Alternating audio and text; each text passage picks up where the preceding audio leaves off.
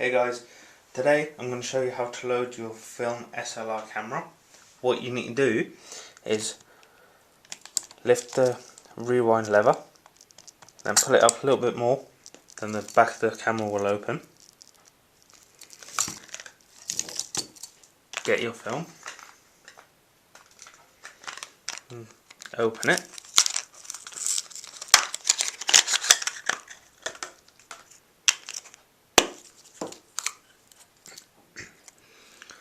And then what you do is put the film canister in the film chamber, pull your film across into one of these slots.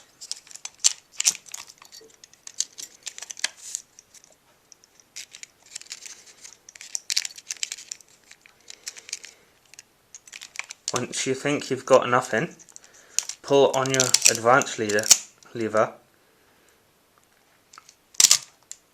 release your shutter, do that once more, close the back, rewind any of the slack that you have, and then now on the counter it says S.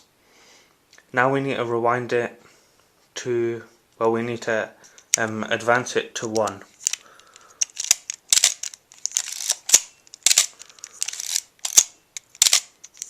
And there we are on number 1.